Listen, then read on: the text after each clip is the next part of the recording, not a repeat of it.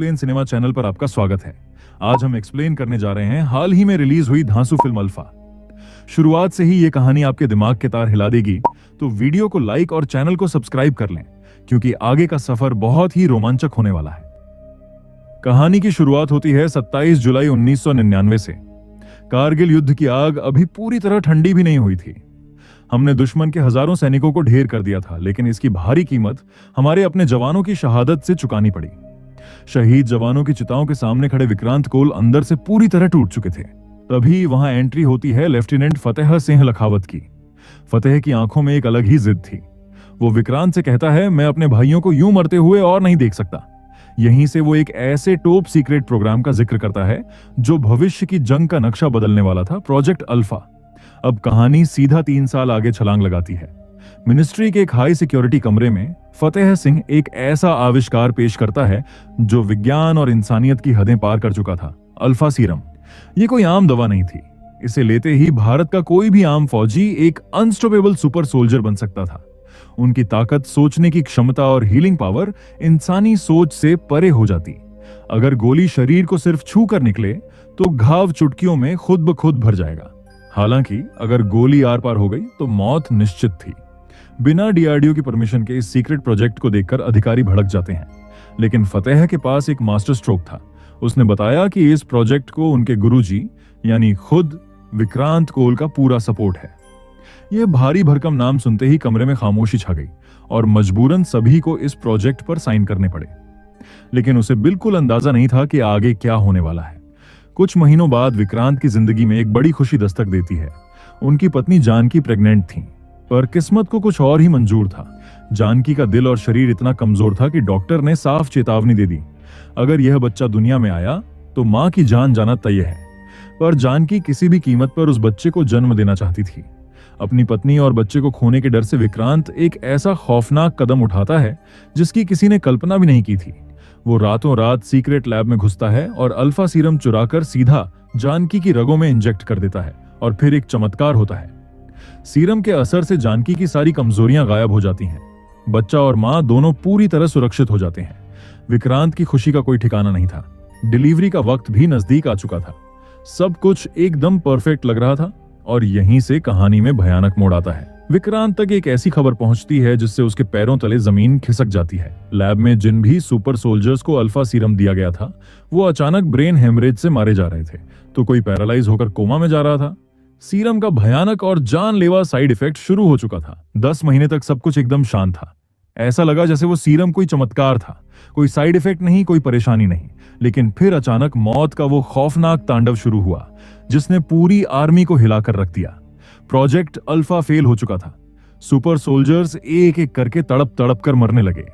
जब विक्रांत कोल के कानों तक ये खबर पहुंची तो उसके पैरों तले जमीन खिसक गई। खौफ इसलिए नहीं था कि प्रोजेक्ट फेल हो गया, बल्कि इसलिए था क्योंकि आज ही उसकी पत्नी जानकी की डिलीवरी होने वाली थी, और उसी जानकी की रगों में भी वही जानलेवा अल्फा सीरम दौड़ रहा था। पागलों की तरह बदहवास विक्रांत अस्पताल की तरफ भागा, आंखों में आंसू और दिल में अनजाना खौफ लिए। लेकिन जब वो पहुंचा तब तक बहुत देर हो चुकी थी। डॉक्टर ने भारी मन से एक दिल चीर देने वाली खबर दी, हम जानकी को नहीं बचा पाए, लेकिन हमने बच्ची को बचा लिया है।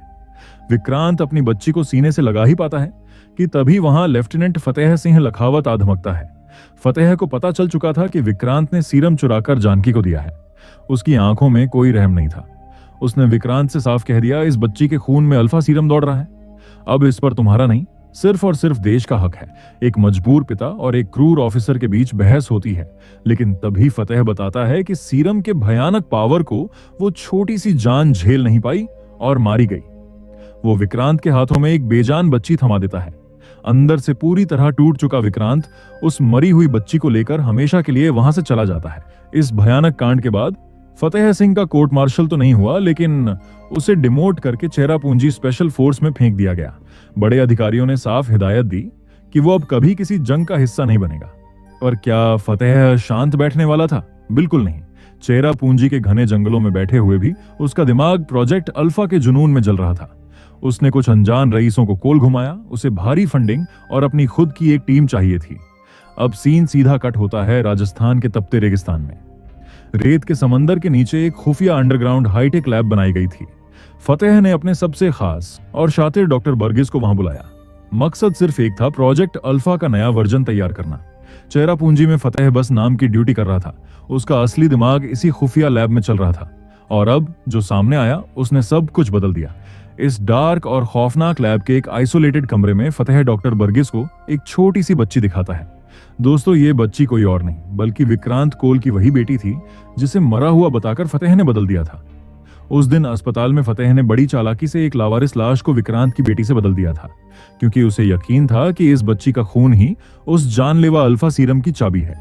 चूंकि उसकी मां का नाम जानकी था, इसलिए फतेह ने उस बच्ची का नाम रखा सीता। अब शुरू होता है सीता पर टेस्टिंग का वो सिलसिला जिसे साइंस का नाम दिया गया। बर्गिस हर हफ्ते उसका खून निकालते, टेस्टिंग करते, लेकिन हर बार रिपोर्ट नेगेटिव आती। नया वर्जन बन ही नहीं पा रहा था। सालों बीतते गए। सीता अब धीरे धीरे बड़ी हो रही थी, लेकिन वो कोई आम बच्ची नहीं थी। उसे दुनिया से पूरी तरह काटकर उस लैब में ऐसी खतरनाक ट्रेनिंग दी गई थी कि उसका दिमाग और शरीर किसी सुपर कंप्यूटर और फाइटर मशीन से भी तेज हो चुका था। उसने कभी बाहर की दुनिया की शक्ल तक नहीं देखी थी, लेकिन वो किसी भी खतरे से निपटने के लिए एक परफेक्ट वेपन बन चुकी थी।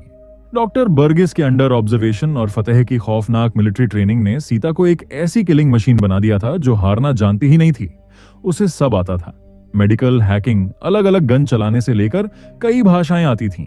खैर, अब कहानी साल 2003 से सीधे 2026 यानी प्रेजेंट डे पर शिफ्ट होती है।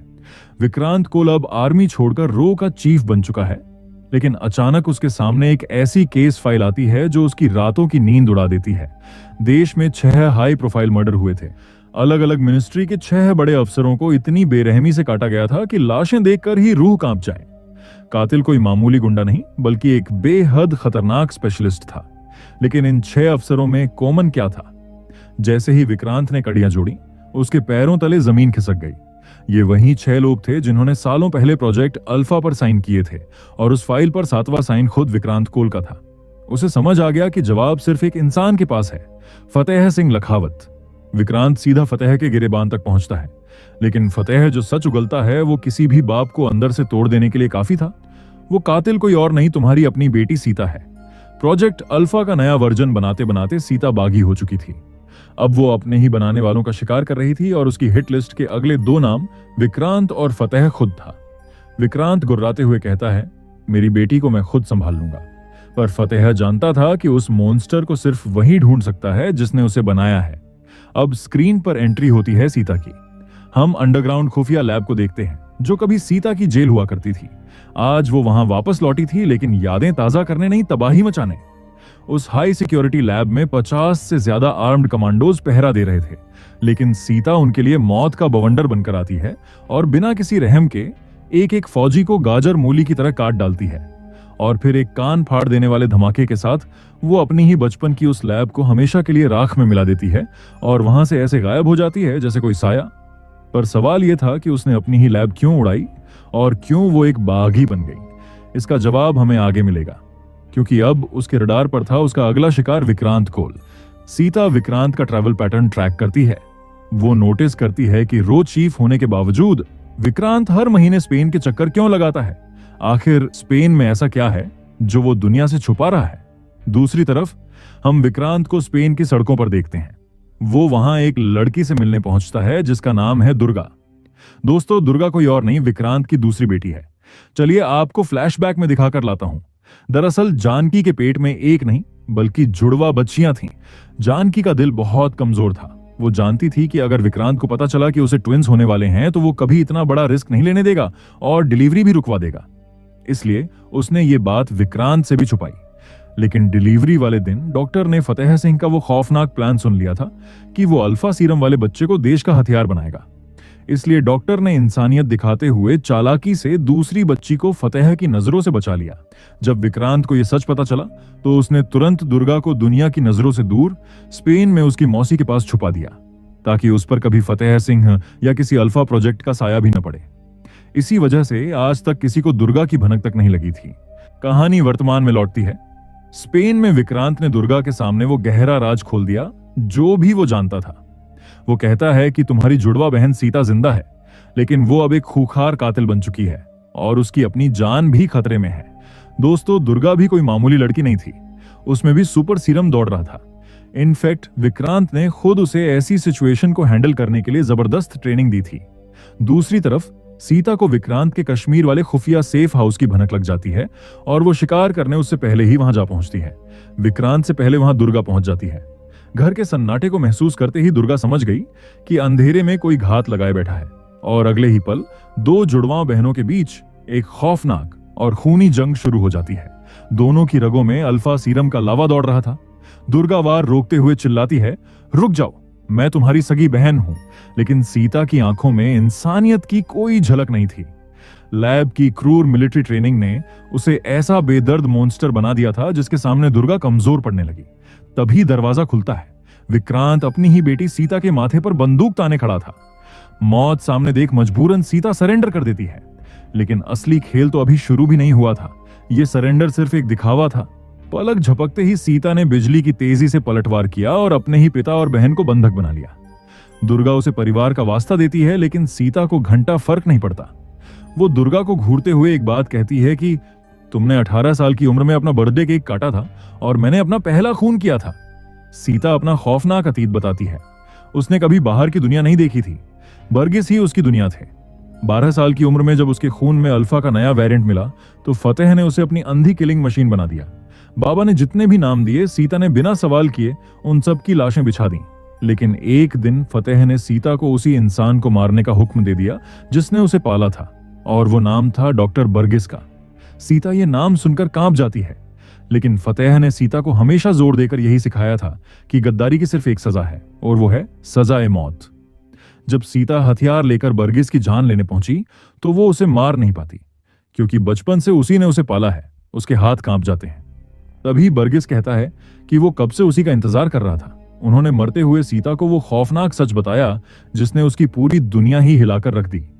तुम्हारे खून से बना अल्फा का नया वर्जन दवा नहीं, मौत का जहर है। तुम्हारे बाबा ने ट्रायल के नाम पर अनगिनत बेगुनाह फौजियों को तड़पा तड़पा कर मारा है, और याद रखना, अगर ये खूनी खेल नहीं रुका तो अगला शिकार तुम खुद होगी। डॉक्टर बर्गिस का यह खुलासा सीता के लिए किसी झटके से कम नहीं था। बर्गिस ने बताया कि इन खूनी ट्रायल्स का पर्दाफाश सिर्फ विक्रांत कर सकता है। इतना बड़ा सच बताने के बाद आखिर में सीता से कहा कि विक्रांत के पास जाना, उसके पास कुछ है तुम्हें बताने के लिए। यह कहकर बर्गिस ने सीता के सामने ही खुद को गोली मार ली, जिसे देख के वो टूट गई। इसी सच ने सीता को कश्मीर के उस सेफ हाउस तक पहुंचाया था, किसी की जान लेने के लिए नहीं, बल्कि पहली बार अपने परिवार से मिलने के लिए। लेकिन मिलन का यह भावुक पल ज्यादा देर नहीं टिक सका। फतेह सिंह के खूंखार आर्मर्ड कमांडोज ने कश्मीर के उस खुफिया ठिकाने को चारों तरफ से घेर लिया था। विक्रांत कोल कोई डेस्क पर बैठने वाला आम अफसर नहीं था। वो अपने आप में एक वन मैन आर्मी था। उसने बिना वक्त गंवाए अपनी दोनों बेटियों को एक सीक्रेट रास्ते से बाहर निकाला और खुद मौत का तांडव मचाते हुए फतेह के उन तमाम गुंडों को अकेले ही मौत के घाट उतार दिया। जाने से पहले सीता ने विक्रांत को प्रोजेक्ट ओडिसी के बारे में बताया था, एक ऐसा तबाही का मास्टर प्लान जो एक्टिवेट होते ही पूरे देश को शमशान बना सकता था। विक्रांत ने अपनी बेटियों को एक अनजान सेफ हाउस पहुंचने के लिए 75 घंटे का अल्टीमेटम दिया और खुद ओडिसी का सच उगलवाने के लिए सीधे फतेह सिंह की मांद की तरफ निकल पड़ा।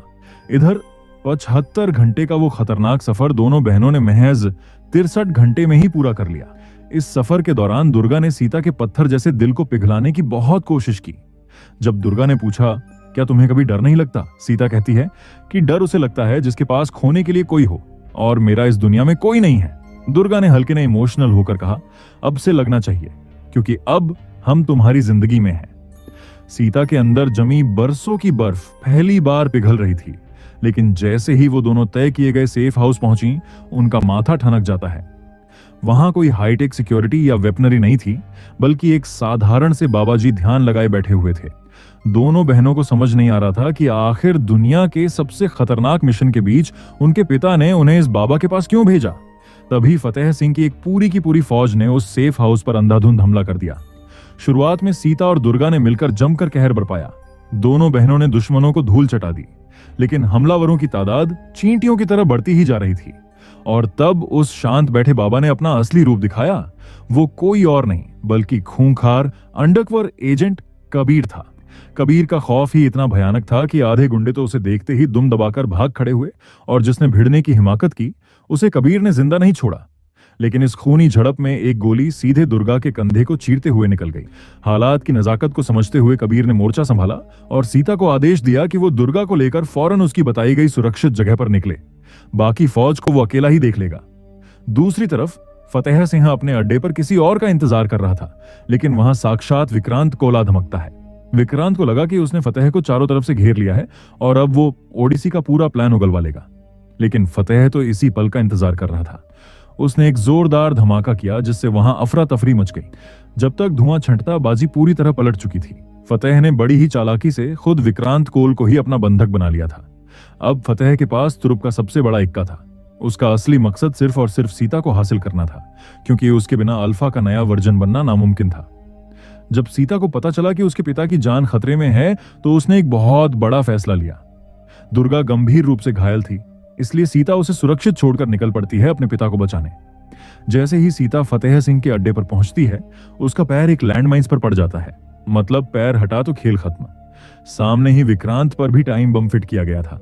अब फतेह बिल से बाहर आया है। फतेह के चेहरे पर एक शैतानी और खौफनाक मुस्कान आ जाती है। उसे अपनी किलिंग मशीन वापस मिल गई थी। वो कहता है कि एक बाप के प्यार ने तुझे कमजोर कर दिया सीता। अपनी सालों की मिलिट्री ट्रेनिंग तू चंद जज्बातों के लिए भूल गई। फतेह मिशन ओडिसी के बारे में बताते हुए कहता है कि मैं एक सच्चा देशभक्त हूं, लेकिन हिंदुस्तान का नहीं बल्कि पाकिस्तान का। यह सुनकर सीता और विक्रांत के पैरों तले जमीन खिसक गई। फ्लैशबैक में एक दिल दहला देने वाला सच खुलता है। फतेह सिंह लखावत असल में एक पाकिस्तानी अंडरकवर एजेंट है। सालों पहले उसने असली फतेह सिंह के पूरे परिवार को बेरहमी से काटकर उसकी पहचान चुरा ली थी। फिर अपनी आईएसआई की ट्रेनिंग के बलबूते पर इंडियन आर्मी ज्वाइन की। इसके बाद वो आईएसआई को खुफिया जानकारी देता रहा। 1999 के कारगिल युद्ध में हजारों भारतीय जवानों की मौत का असली जिम्मेदार भी यही गद्दार था। लेकिन जब भारत ने पाकिस्तान के हजारों सैनिकों को मार गिराया तो उस दर्द का बदला लेने के लिए ही उसने भारत को अंदर से खोखला करने के लिए प्रोजेक्ट अल्फा और ओडिसी का जाल बिछाया था। फतेह सीता के बिल्कुल करीब आकर मुस्कुराता है। अब मुझे तेरी कोई जरूरत नहीं है, क्योंकि कश्मीर वाले सेफ हाउस के कैमरों ने मुझे बता दिया था कि तेरी एक जुड़वां बहन दुर्गा भी है और अब वो मेरी कैद में है। फतेह ने पूरा मास्टर प्लान सेट कर रखा था। विक्रांत के शरीर पर टाइम बम बंधा था और सीता का पैर एक डायनामाइट के प्रेशर प्लेट पर था। दोनों की मौत तय थी। फतेह उन्हें वहीं तड़पकर मरने के लिए छोड़कर अपने खुफिया लैब निकल जाता है। अपनी जान पर खेलकर सीता आखिरकार विक्रांत को बम से आजाद कर लेती है। एक भयानक धमाका होता है। फतेह को लगता है कि बाप बेटी राख हो गए और वो बेखौफ होकर दुर्गा पर अल्फा का नया वर्जन टेस्ट करने की तैयारी करने लगता है। तभी फतेह को पता चलता है कि चेरापूंजी के कुछ जवानों को उसके नकली फौजियों की असलियत पता चल गई है। फतेह तुरंत उन सबको बंधक बना लेता है, लेकिन इससे पहले कि वो दुर्गा को चीर फाड़ पाता, आसमान से मौत बरसने लगती है। आसमान फाड़ते हुए एक छोपर सीधा फतेह के अड्डे पर लैंड करता है। उसमें से सीता और विक्रांत गोलियों की बौछार करते हुए निकलते हैं। दोनों बुरी तरह जख्मी थे, लेकिन उनका खून खौल रहा था। फतेह की फौज बहुत बड़ी थी और एक वक्त ऐसा लगा कि अब सीता और विक्रांत नहीं बचेंगे। लेकिन तभी अंदर से दुर्गा आजाद हो जाती है। वो न सिर्फ खुद छूटती है बल्कि बंधक बनाए गए सारे हिंदुस्तानी जवानों को भी खोल देती है। अब पासा पूरी तरह पलट चुका था। दुर्गा घायल विक्रांत को लेकर सुरक्षित निकलती है और अब मैदान में बचते हैं सिर्फ दो लोग, सीता बनाम फतेह सिंह लखावत। फतेह बहुत घातक था। उसने सीता को बचपन से ट्रेनिंग दी थी, इसलिए वो उसका हर एक मूव पहले से जानता था। वो सीता पर भारी पड़ रहा था। लेकिन तभी सीता खून थूकते हुए खड़ी होती है और रोंगटे खड़े कर देने वाली बात कहती है, तूने मुझे बनाया है, तू मुझसे ज्यादा ताकतवर है। अगर तू सच में एक हिंदुस्तानी फौजी होता तो शायद मैं हार जाती, लेकिन अब मुझे पता है कि तू एक पाकिस्तानी गद्दार है और एक गद्दार से हारने का तो सवाल ही पैदा नहीं होता। अगले ही पल सीता एक खौफनाक वार के साथ फतेह सिंह लखावत का काम हमेशा के लिए तमाम कर देती है। फिल्म के अंत में हम देखते हैं कि विक्रांत अपनी दोनों बेटियों की तरफ गर्व से देखता है और कहता है, यह मिशन यही खत्म हुआ। अब तुम्हें अपनी आजाद जिंदगी जीनी है, लेकिन याद रखना, जब भी इस देश को तुम्हारी जरूरत होगी तुम वापस आओगी। अब तुम दोनों उस एलीट फोर्स का हिस्सा हो जहां टाइगर, पठान और कबीर तुम्हारा इंतजार कर रहे हैं। जी हां दोस्तों, सीता और दुर्गा की स्पाई यूनिवर्स में ग्रैंड एंट्री हो चुकी है।